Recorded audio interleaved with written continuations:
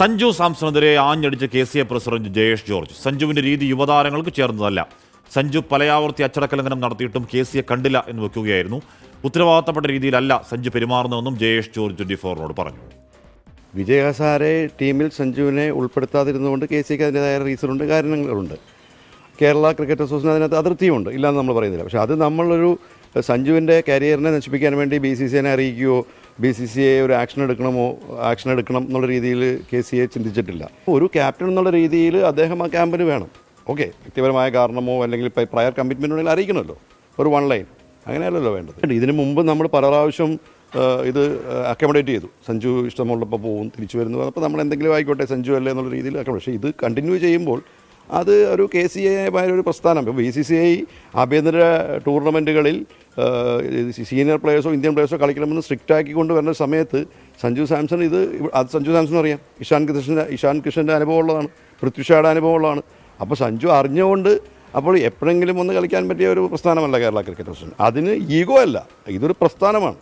അപ്പോൾ ആ പ്രസ്ഥാനത്തിൻ്റെതായ മര്യാദകൾ പാലിക്കണം സഞ്ജു.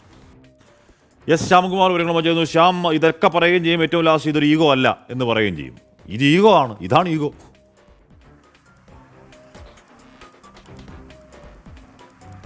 ഹാഷ്മി, ഏതായാലും സഞ്ജു സാംസൺ കേരളത്തിന്റെ ഏറ്റവും വിലപിടിപ്പുള്ള ക്രിക്കറ്റ് താരമാണ്. സഞ്ജു സാംസണെതിരെ KCA വടിയെടുത്തിരിക്കുന്നു എന്നുള്ളത് തന്നെയാണ് KCAയുടെ സംസ്ഥാന പ്രസിഡന്റിന്റെ വാക്കുകളിൽ നിന്ന് വ്യക്തമാക്കേണ്ടത്. തോന്നുന്ന പോലെ വന്ന് കളിച്ചിട്ട് പോകാനായിട്ടുള്ള സ്ഥലമല്ല കേരള ക്രിക്കറ്റ് അസോസിയേഷനും അതിൻ്റെ ക്യാമ്പും എന്നുള്ളതാണ് KCA പ്രസിഡന്റ് പറയുന്നത്. സഞ്ജു ഇത് ആദ്യമല്ല ഇത്തരത്തിൽ അച്ചടക്ക ലംഘനം കാണിക്കുന്നത്. പക്ഷേ സഞ്ജു അല്ലേ എന്ന് കരുതി പലതവണയായി ക്ഷമിക്കുന്നു. ഏറ്റവും അവസാനവും ടീം സെലക്ഷന് ഉണ്ടാകില്ല എന്ന് കരുതി ഒറ്റ വരി സന്ദേശമാണ് സഞ്ജു അയച്ചത്. പിന്നീട് സഞ്ജു ഒരു ഉത്തരവാദിത്തം കാണിച്ചില്ല. ഒരു ക്യാപ്റ്റൻ എന്ന രീതിയിൽ താഴെയുള്ള കളിക്കാർക്ക് കാണിച്ചു കൊടുക്കാവുന്ന മാതൃകയല്ല സഞ്ജു കാണിച്ചുകൊണ്ടിരിക്കുന്നത്. സഞ്ജു കുറച്ചുകൂടി ഉത്തരവാദിത്തം കാണിക്കണം തുടങ്ങിയ കാര്യങ്ങളാണ് ജയേഷ് ജോർജ് പറയുന്നത്. അതിനു പുറമെ കഴിഞ്ഞ രഞ്ജി സീസണിലും സഞ്ജു ഇത്തരത്തിൽ ടീമിനൊപ്പം താമസിക്കാൻ തയ്യാറായിരുന്നില്ല. സ്വകാര്യ ഹോട്ടലിൽ താമസിച്ചു. ടീമിനൊപ്പം സഞ്ചരിക്കാൻ തയ്യാറാകുന്നില്ല. സഞ്ജു തോന്നുന്ന പോലെ കാര്യങ്ങൾ ചെയ്യുന്നു. സഞ്ജു ആയതുകൊണ്ട് ഇത് BCCIയെ പോലും അറിയിക്കാതിരിക്കുന്നു.